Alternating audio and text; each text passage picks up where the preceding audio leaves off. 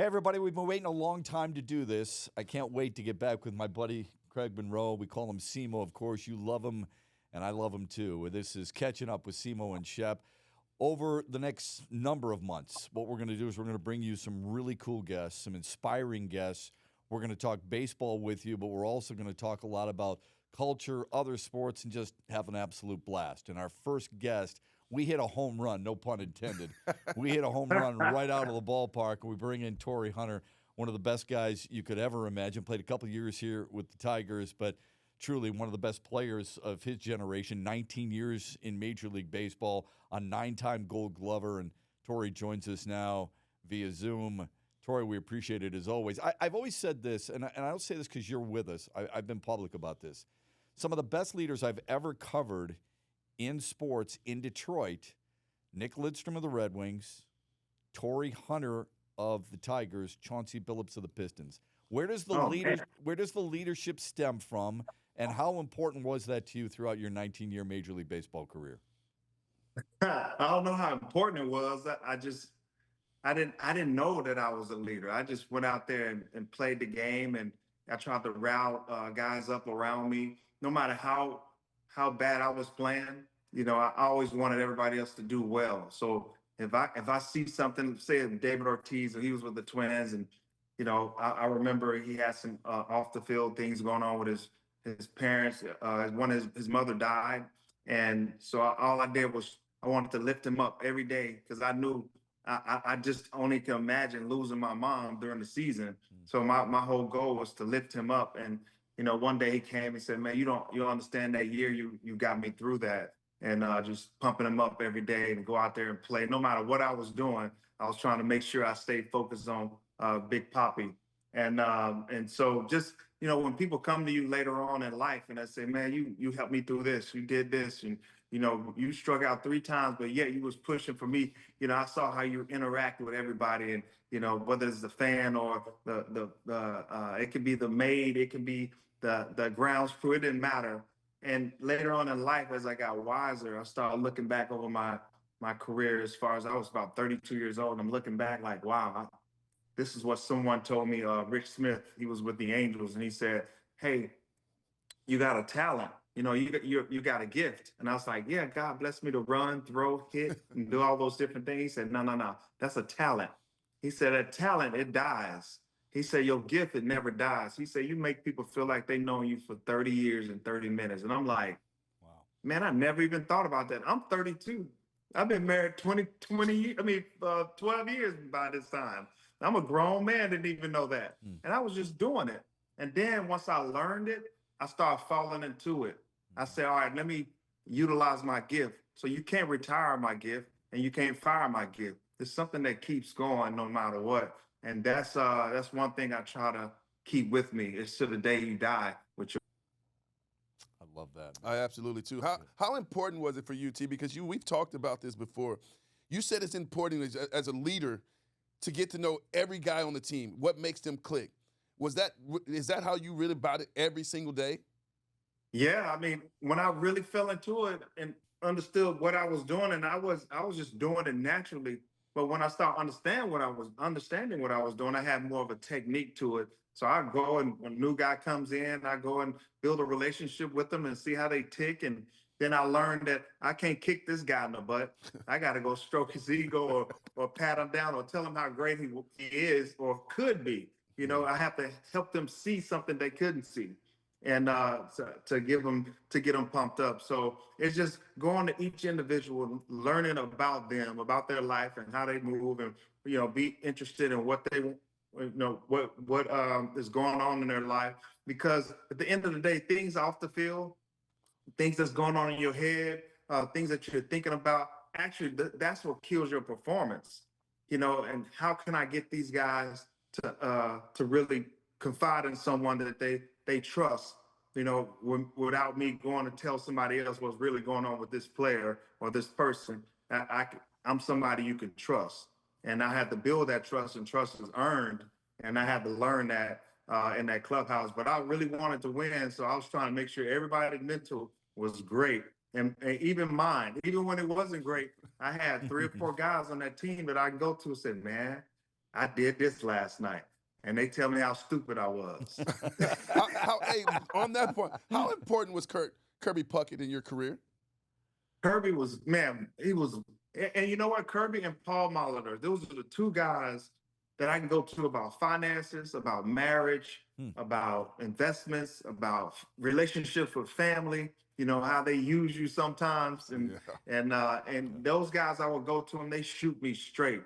It was like, they say, hey, this is what's going to happen. I'm not going to sugarcoat anything.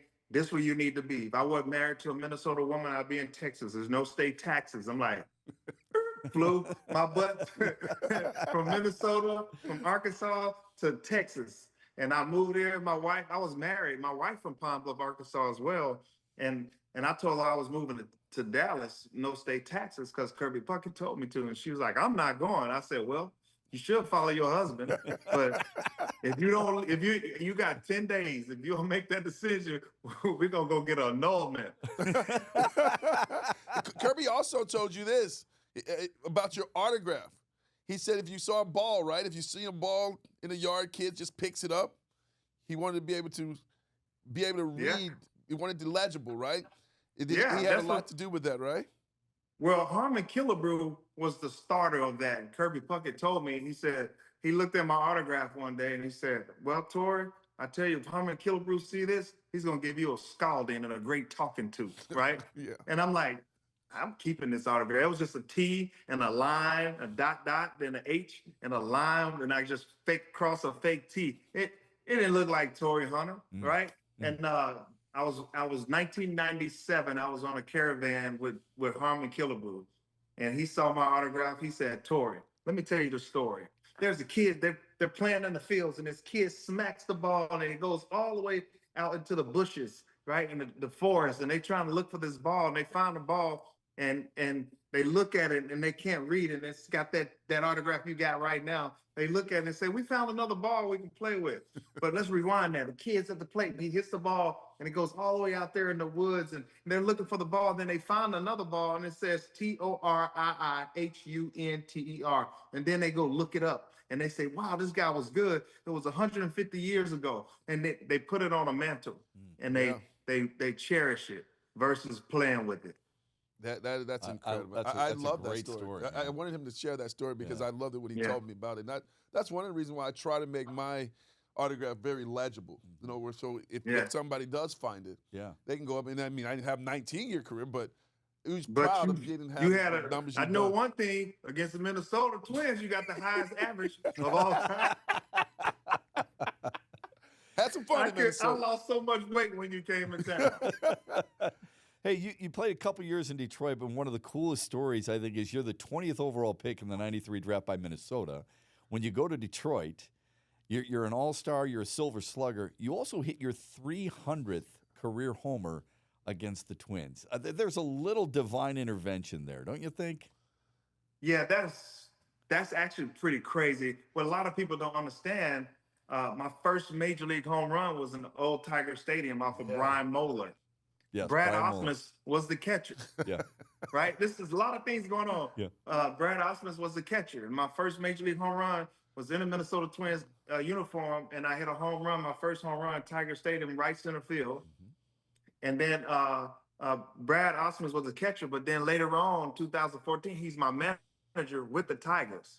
Right. And he remembered that he shouldn't have called that pitch. and now I hit my first major league home run with the Twins against the Tigers, and hit my 300th home run with the Tigers against the Twins. Man, that's weird. That is. You can't make this stuff weird. up. There's some poetry involved there. Yeah, some poetry. So you bring that up. 9 consecutive Gold Gloves, by the way, folks. 9 consecutive.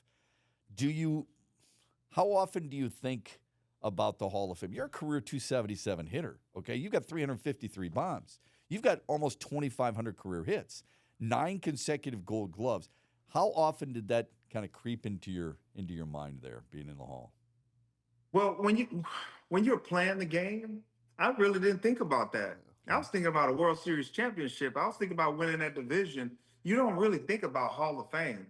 You don't think about Hall of Fame until you're up for it and people start talking about it. You be like, oh, I guess I am up Hall of Fame. So That's years after I was real tired of baseball. I didn't retire from baseball. I was real tired of it. I like that.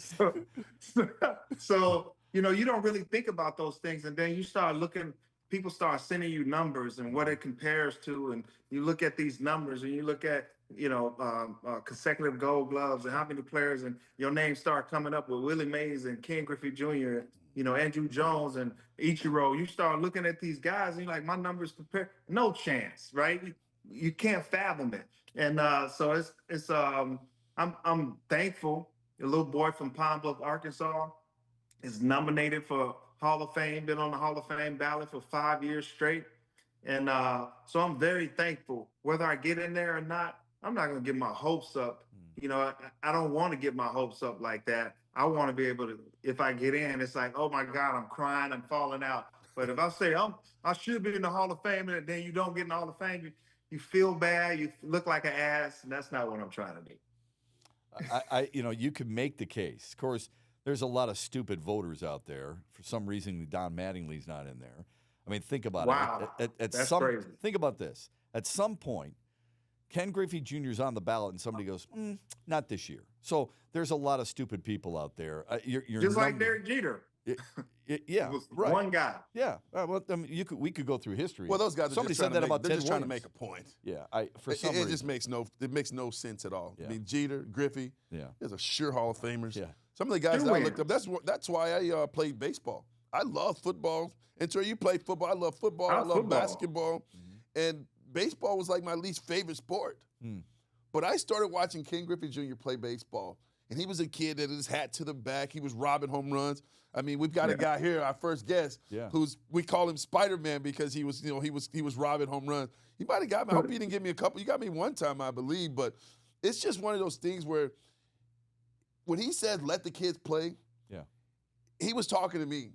He was saying, let these kids play, let them have some fun, and he's definitely the reason I played. Talk about who in your lifetime, I mean, you grew up watching baseball and watching sports. Who inspired you? Who made you want to play the game of baseball? Well, man, you know what? My granddaddy played against, Willie Mays and against the Negro Leagues and all this. My granddaddy, George Cobbs. And so my granddad, I would go to school. My mom worked in Little Rock, so it was an hour away. And when I got out of school, my school was next to my grandparents' house.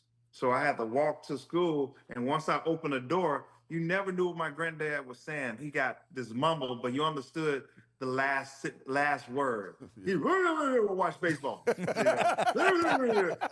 Don't eat. Don't take that backpack off. So I opened the door to go in the house, and he made me sit down, right? And I'm in the 5th grade. He made me sit down and watch the Cubs. And now here's Andre Dawson at the plate. Remember, he had a blank check.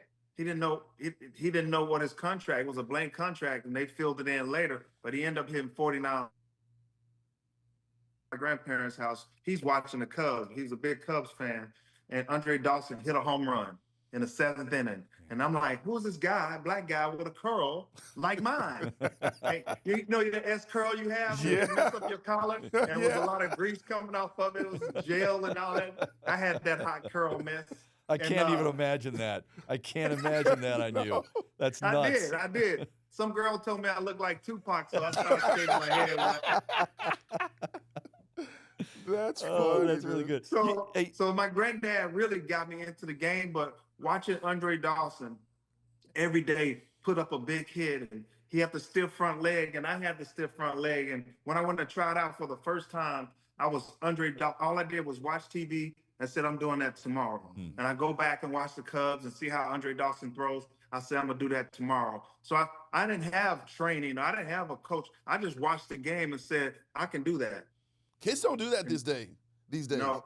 They watch highlights. They don't watch the game. I try to tell my kids, Kenan and Colin, you learn so much by just watching the game. You emulate players that you just put a little piece of this guy in your game. You put a little piece of this guy in your game. And that's what I'm glad they're going to hear this. And see, that's great. That's great. That's great information there for these young kids to hear. And I was that guy, man. My granddaddy actually instilled that in me. I didn't know he was instilling something. It was his dream but I didn't know it was going to be my career to where it changes the bloodline. This game shifted everything for us. I grew up in poverty. My dad's on drugs, lights cut off, and all these different things. But my granddad instilled something that actually can change the bloodline and change the mindset of the family, break chains in our family. And I thank my granddad for that. He was able to see me play in the major leagues for about 9 years before he passed away. And he was living the life.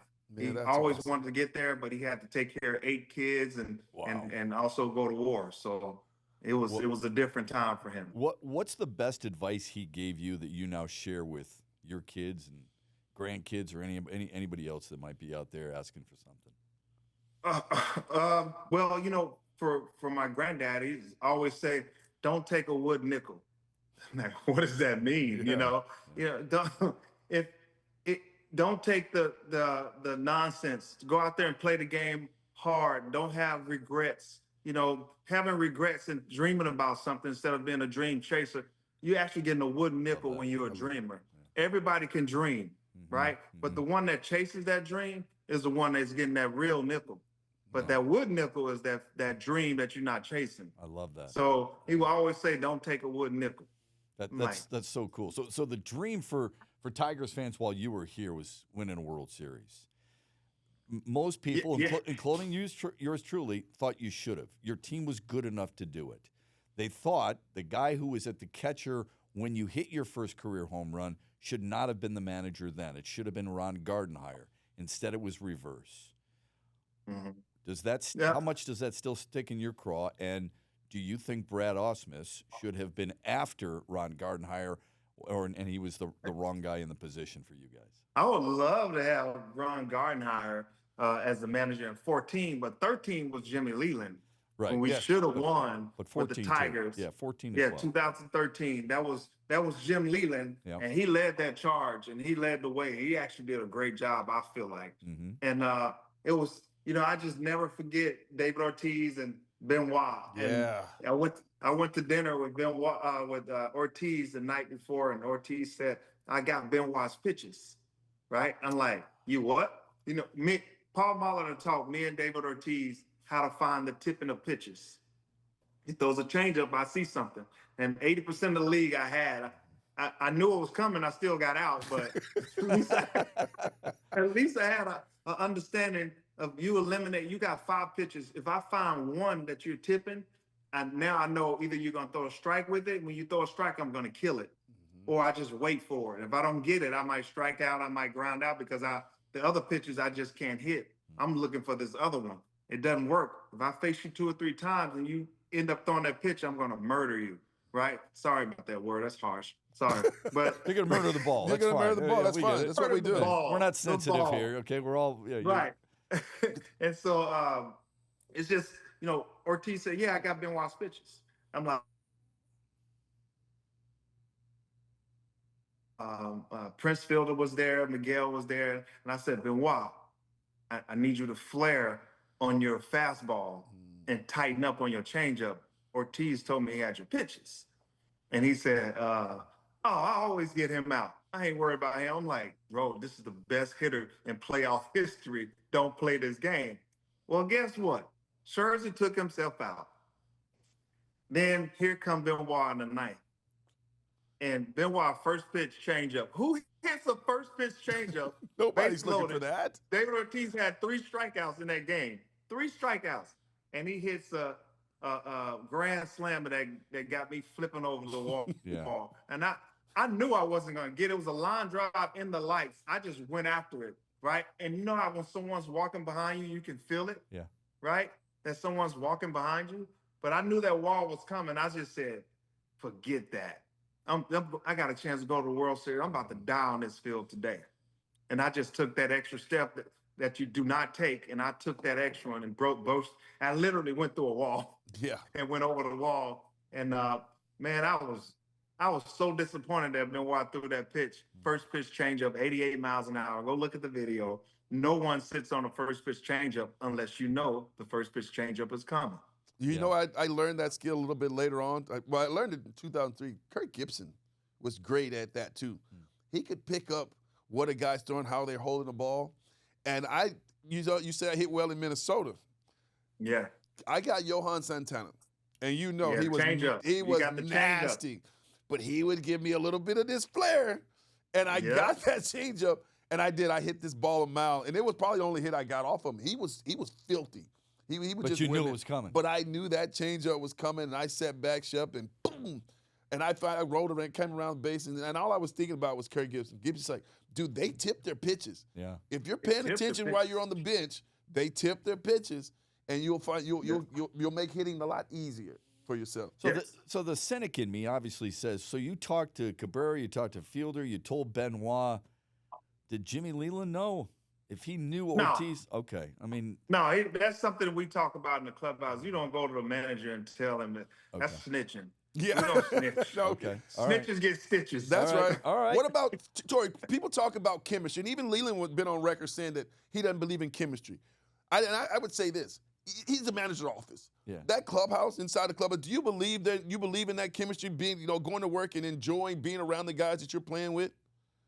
I think that's one of the reasons why I wanted everybody. I get to know everyone in the clubhouse and make them feel comfortable and understand, especially all the new guys, because the guys that's been around, the core guys, we all got this chemistry and camaraderie.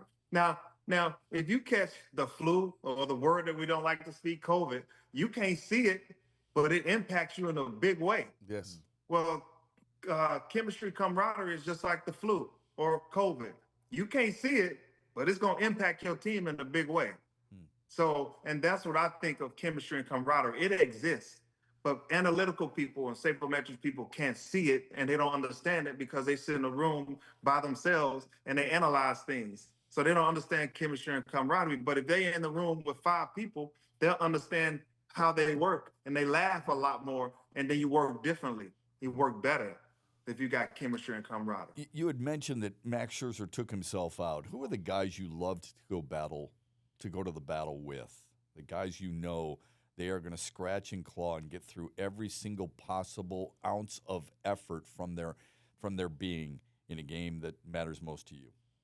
Man, you know what? I'll say it's one guy for sure. Maybe 2. I'll say Verlander for sure. Yeah. I'll take Verlander on the mound always. And this guy wants the ball. And when you go out there and he'll say, one more inning, or I got this. Old school. No, you're not taking me out of the game.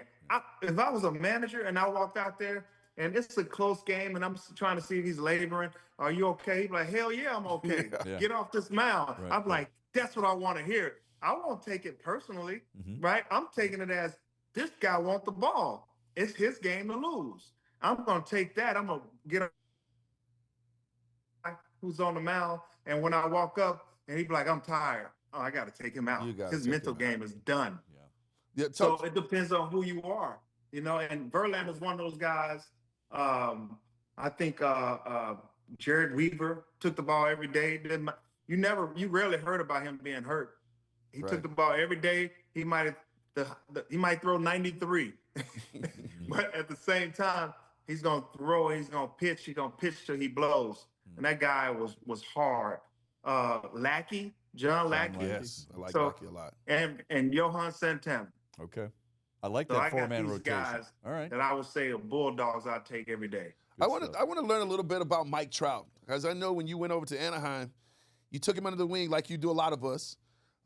Talk to me about that relationship that you have with Mike Trout. Man, Trouty is. I had him when he was 19 years old, man, and his locker was next to mine, and he was that guy. You come to the stadium, he's sitting in the chair. Once I walk in the room, he's like just jumping up and down, like, "Hey, what you got for me today?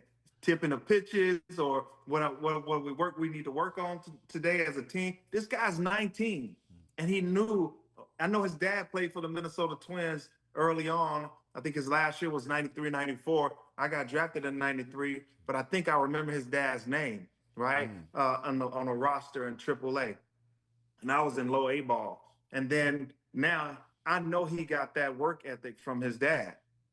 because Trouty came in at 19 years old and he was sitting there trying to get information. He was looking for tipping of pitches. He was looking for, how I should outrun the bases. He was looking for, hey, they want me to go speak here and I got to be here at 1. And I have to tell them, hey, you're going to have to learn boundaries. You got to have boundaries in your relationships. You got to have boundaries in baseball. You got to have boundaries, because if you don't have boundaries, you do everything. You're going to be running in circles and tired mentally.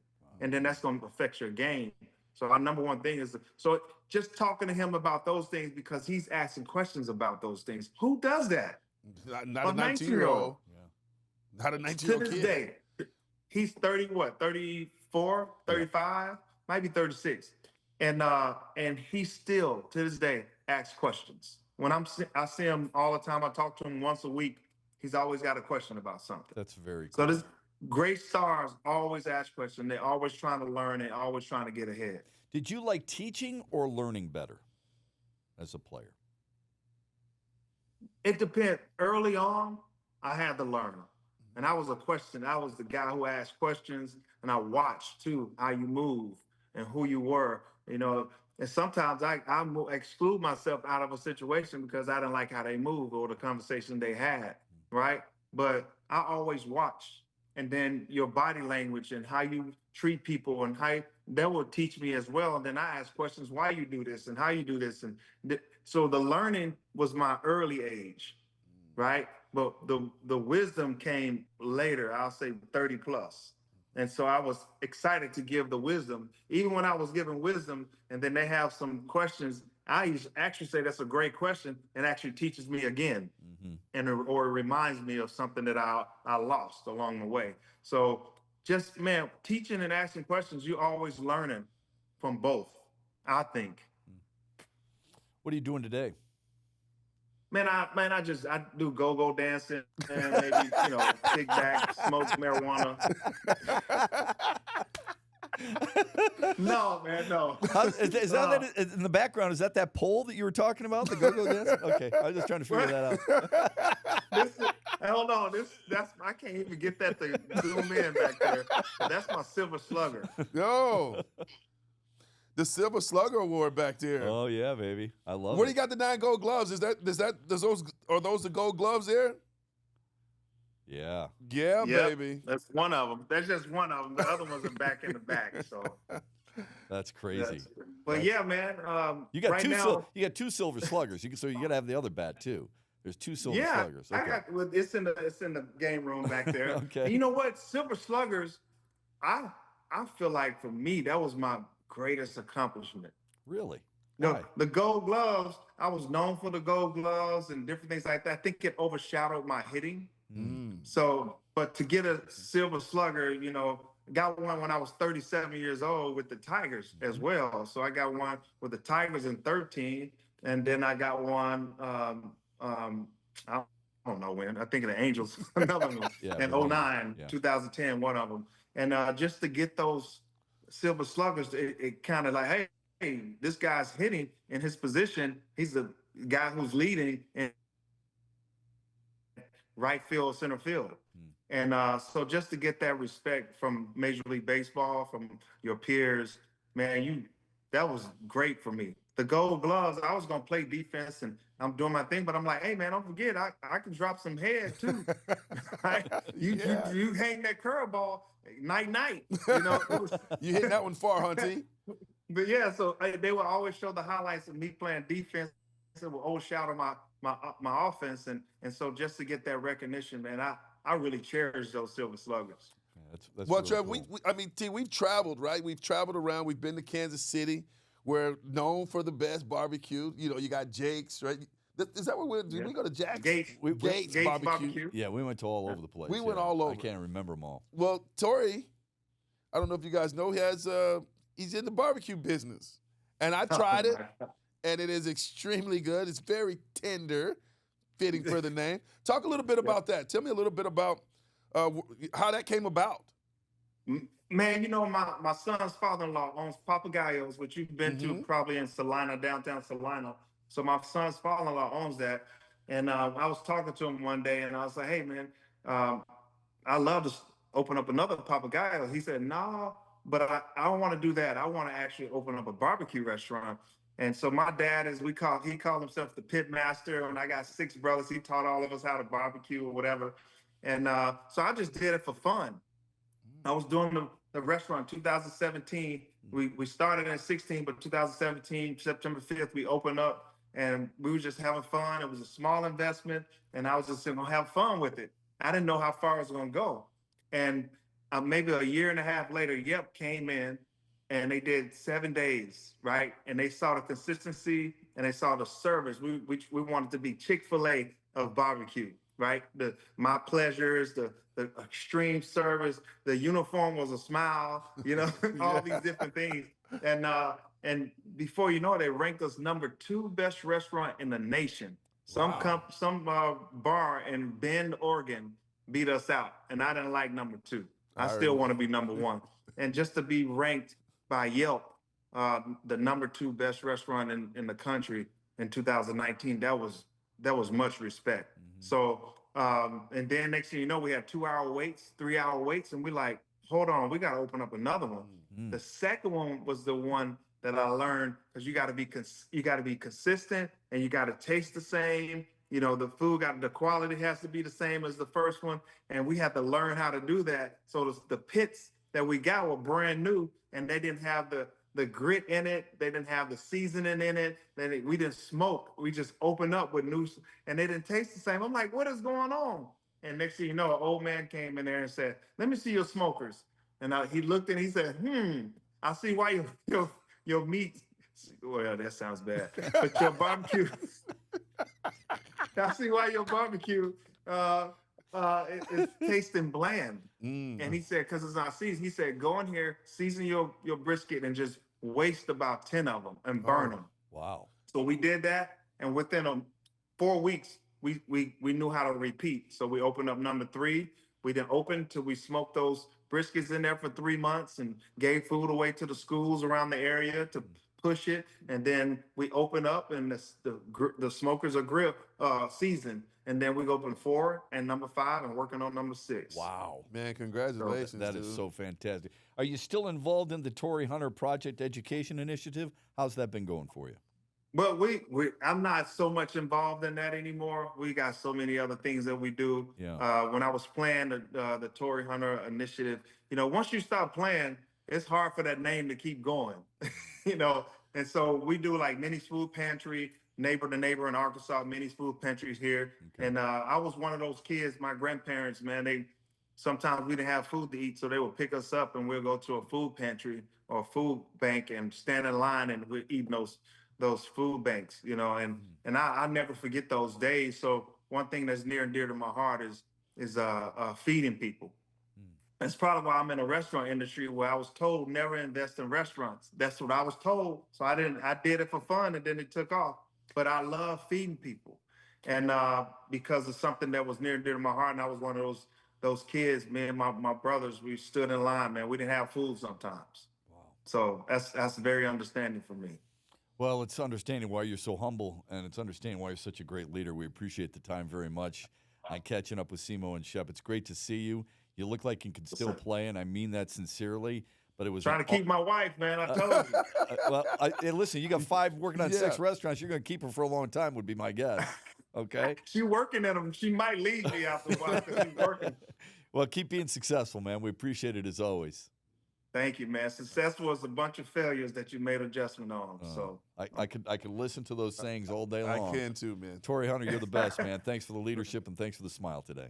Hey, thank you guys, man. And Craig, good to see you, brother. Great seeing you, Bubba. We'll catch up soon. All right. That's awesome. All righty. All right. He's such a good dude, and I mean that. He's the best, leadership sometimes I think can be overblown, but not with him. And I mean, I remember there was a time he was in the clubhouse, and he was the go-to guy. Yes. And the media would always go to him, and he was waiting for somebody else to step forward. Somebody else look in the camera, talk to a reporter, and say, we've got to be better. And he lost it. And it was the first time I saw him really lose it. And there were a couple other players, and finally Ian Kinsler looks around and he says, hey, I'll talk. I'll do it, yeah. I remember that. And that was a big moment. And I actually think he did that on purpose. I think he did too, because that's the leader that he is. He's going to look in the camera good or bad. He's going to tell you what if we got to be better, if we're playing well. He's going to be the guy that takes on all the criticism. He wants the criticism. He'll take the criticism. He'll take it for his team. He doesn't really necessarily like to be in the spotlight. He likes being behind the scenes. You got to be careful with him because he's really knowledgeable. Yes, he is. And if you come with him with a weak question, he's going to throw it right back in your face. That's what I love about it. I really do. So it was awesome having Torii Hunter on it. That's what we're going to give you with catching up with CMO and Shep. Speaking of catching up, you got some catching up to do with that jersey, but I do like it a lot, man. It's old school. I love it. Dude, I absolutely love this jersey. You guys can't see who's on the back of it, but it's Willie Horton. When I came to Detroit in 2002, he took me under his wing. Here's a guy who's an icon for me. Here's an icon in Detroit, grew up here, has a statue at Comerica Park, believes in me, sometimes me more than I believed in myself. So I wear this on this first show with great pride.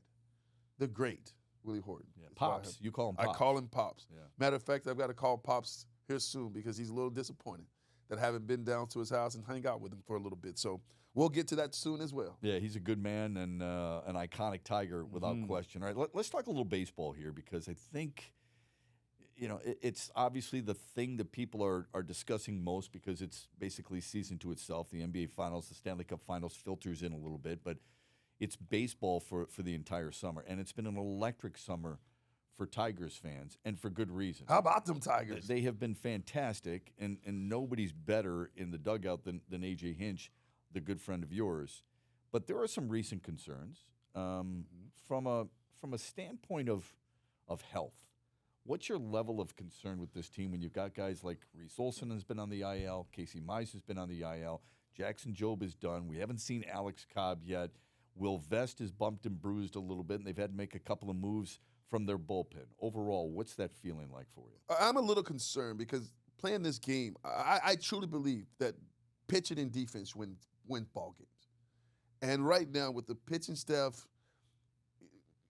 there's some guys that are up and down. There's a lot of injuries. I just feel like though with A.J. Hinch being the leader of that clubhouse, of that team,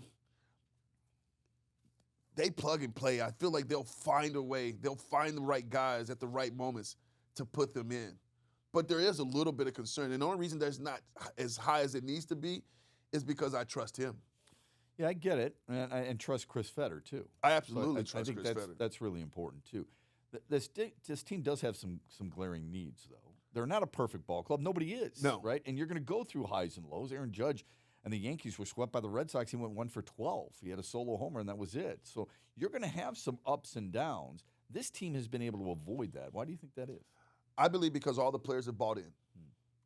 Jeff, there's one thing to go to the ballpark and have to look at your name see if your name's in the lineup and be disappointed that's not. Yeah. And you kind of pout a little bit because you've used to playing every single day in the minor leagues and when you were younger. When you get to big leagues, everybody's good. There's no question about it. So when you walk in that clubhouse, you want to be a guy that plays. And when you're not, it's disappointing. What I like what AJ's done, and they've all bought into this, even though you may not start, guys, you could be the biggest piece. You could be that hero in the 6th inning, in the 7th inning. He's done it with Kerry Carpenter. We've seen Parker Meadows come up since he's coming off the IL. He's come up big. Albanez, which has now had to take a trip back to Toledo, but he was coming up big. There's just certain guys Zach McKinstry. Yeah, but I just feel like they buy in. And now every day you go to the ballpark, you look at that lineup, and if your name's not in it, you're not disappointed. You're saying, he knows something. He knows that bullpen arms are going to be needed. They're going to go to that lefty. Here comes that right-handed bat off the bench. Or he's not going to start Kerry Carpenter today because there's a big-time righty in that bullpen that he believes in the games on the line. It might be in the 2nd inning. It could be in the 4th inning. He doesn't really care if it's not always the 9th inning. It could be early where he goes and gets his guy because he likes that matchup. So I think all the guys are just buying in. What everybody talks about right now for the Tigers, until the trade deadline reaches us, they're talking about what this team needs. I want to live in a moment. I want to live in the moment where I'm still enjoying the game, but I also recognize there's other teams that are pretty damn good too. Yes. The Mets are good. The Phillies are good. The Dodgers are good. The Yankees are pretty damn good, right? I think Detroit can beat anybody, but there are needs for this team. What do you think the most glaring need is? I would love a big right-handed bat. Okay. I think we need a thumper. You need a guy that can move the ball. Not easy to get, though. Well, it's tough to get, but with Scott Harrison, what he's done with this minor league system, they've built it up. They're in a position right now, and I truly believe it. They're in a position right now where they can maybe give up a couple guys to get that big bat. Think about what San Francisco just did when getting Devers. Yeah, they gave up a couple of guys. Not the guys that would be equivalent to the big names for Detroit. I think there are certain guys, I don't want to say they're untouchable, but there are certain guys you're going to want to see eventually as a Tiger, okay? And I think a lot depends on what you have to give up to get the big bat and who the big bat is. Yeah, but what about winning now? They're in a position right now. Who says they can't win without that big bat? Well, I'm not going to say they can't. Just thinking like I think it takes a lot of pressure off the Roddy Greens of the world, the Spencer Torkelson of the world. You got to remember, he's coming off the toughest year he's had already in the big league. Now he's bounced back extremely nice, and I think we're going to get into that in a couple shows. That we're going to break down what he's doing and why I believe he's hitting and he's raking, like we've seen when he put up the 30 home runs. But there's a veteran bat, a guy that can take some pressure off these young guys. This is a young group who are playing extremely well. They're going to go through highs and lows of the game. I just think inserting a guy that can put the weight of the world on his shoulders at times and carry the team for weeks at a time would be huge. I'm with you on that. I just don't know how many guys are out there and would be available for them to do just that. So, for example, in a perfect world, you'd like to fill the third base void and the right-handed stick, and it's Nolan Arenado, but his power numbers aren't exactly that. You're looking for a big thumper in the middle of your lineup. That big thumper is supposed to be Spencer Torkelson. That big thumper was supposed to be Kerry Carpenter. That big thumper is supposed to be a guy like Gleyber Torres, even though you probably figured 20 to 25 homers, and he's been better than I thought. I don't know why that's the biggest pressing need as much as it would be a starting pitcher right now. Starting pitcher would be huge, too.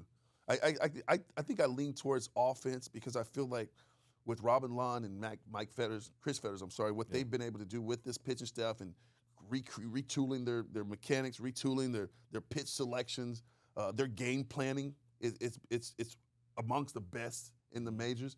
I just feel like offensively, if you can have that bat, and I think even Arenado, that's a great name.